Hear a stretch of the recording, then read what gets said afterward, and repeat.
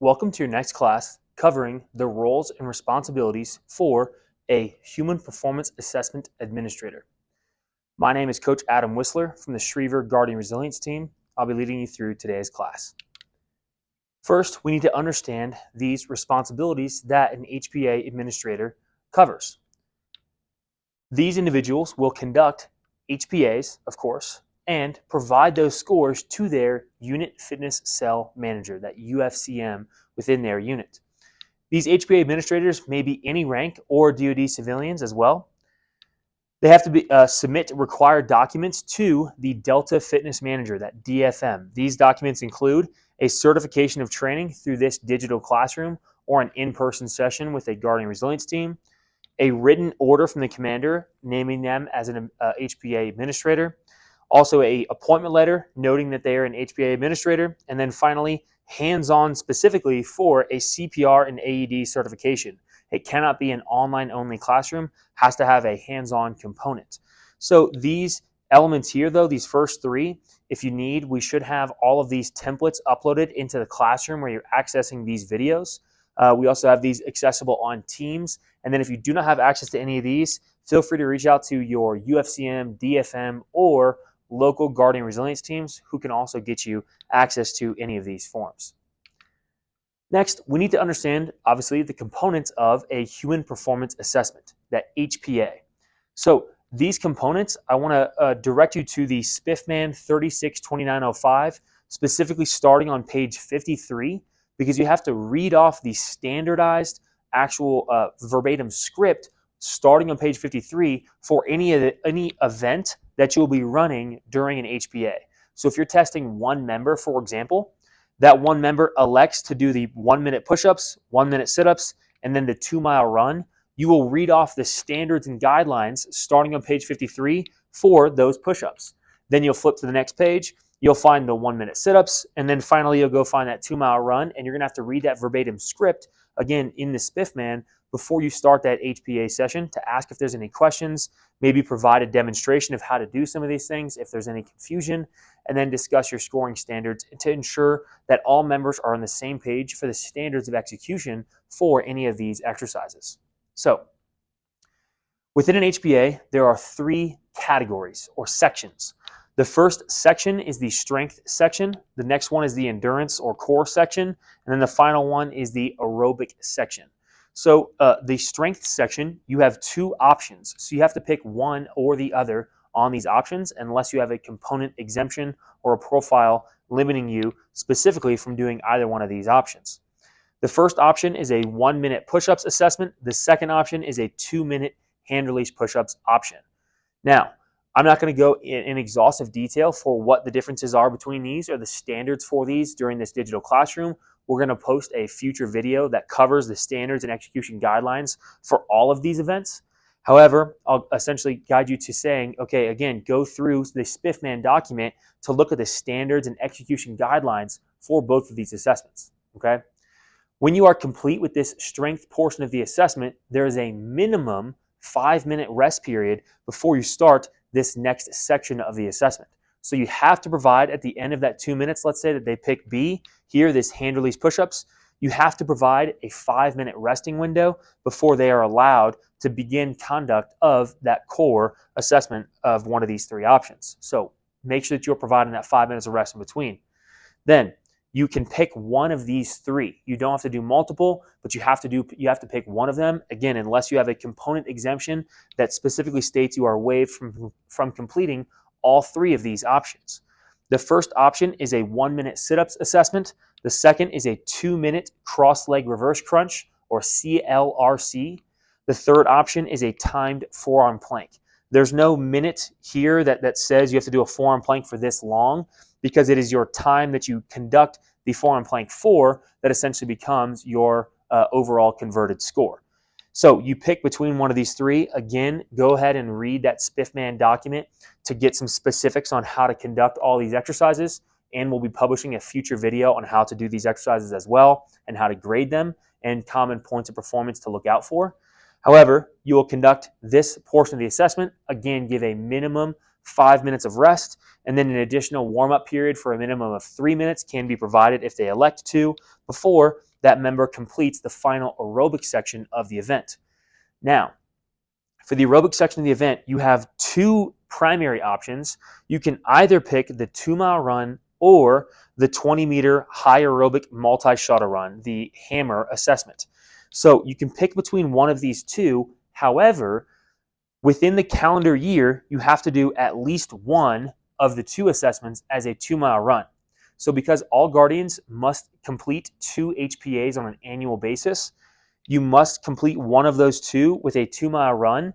The other one could be the HAMR. However, it does not have to be. If you prefer the 2-mile run, you can do the 2-mile run for both of those 2 HPAs, but you could also have the option to do the 2-mile run on one and then the HAMR on the other. And that's up to an HPA administrator working with the UFCM to determine whether or not that member is eligible to pick the HAMR if they elect to actually pick that HAMR. But this is the only one that has that stipulation where one of those 2 HPAs must be that 2-mile run. Now, if you have a component exemption or something that says you are not cleared to run or a member is not cleared to run, then they could be opting to take that 2-kilometer walk. Again, the standards and guidelines for all of these are starting in that SPIFMAN at page 53. You can go and read those standards and guidelines, and we'll also have some demo videos up for all these relatively soon. So when we think about prior to an HPA, so when we're conducting that human performance assessment, some things that have to happen before we do it, those members that are doing the HPA must complete a fitness screening questionnaire to show that they are ready and able and healthy enough to complete that HPA. That FSQ must be uploaded into MyFitness before the start of the HPA. So do not start that HPA until you know or have personally collected that FSQ. So that's the HPA administrator working with your UFCM to make sure that member has uploaded that FSQ. Now, a member is supposed to be responsible for their own FSQ getting uploaded into the system, and the UFCM should check that. However, you as an HPA administrator, I recommend that you also walk around with multiple copies of a scorecard in addition to multiple copies of the fitness screening questionnaire so that you are prepared just in case if a member has not yet filled out that FSQ. So you could collect the FSQ at that time, again, before that HPA begins. So if applicable, that UFCM must verify that current form 469 that kind of ties in with the fitness screening questionnaire or ability to conduct that HPA. All right, Guardians must test within their due month. So if their UFCM and DFM basically say that you are due in February, in the month of February, you have to do the HPA in the month of February specifically. If applicable, you must be outside the acclimatization period. So the acclimatization period is essentially that a period of time where that member may be granted, let's say they went on a long TDY to a hot or a cold environment or up or down from elevation. If they were there for consecutively 21 days and they return, they may be granted that acclimatization period, and then they may need to delay that due date of their HPA. You as an HPA administrator can work with your unit fitness cell manager, that UFCM, to delay the due date of an HPA in any of those instances. Again, I'd recommend you as an HPA administrator. For UFCMs, those of you who are watching, but if you are just an HPA administrator, work with your UFCM to determine the intricate details of that acclimatization period. All right. So HPA administrators, those of you who are watching this video, you must also ensure that all safety conditions are met. We'll go over that in a bit. And then you are also you must be responsible for reading those verbal instructions I kind of mentioned here, starting on page 53 of that SPIFMAN document before you test any specific event. So make sure that you're reading the standards and guidelines, that verbatim script for any event that's going to be tested on the day that you are actually conducting this HPA. All right. So some conditions that may automatically cancel an outdoor HPA.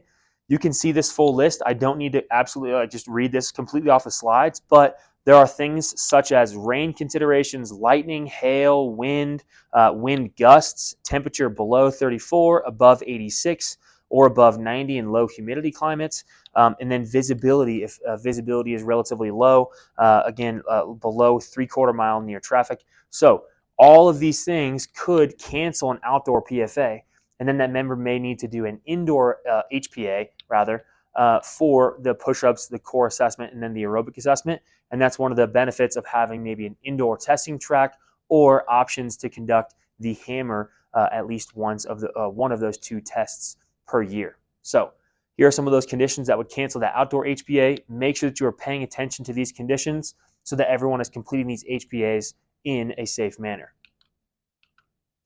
Okay, after the HPA is conducted, if you've already done that HPA, great, all the conditions were met, the HPA is complete.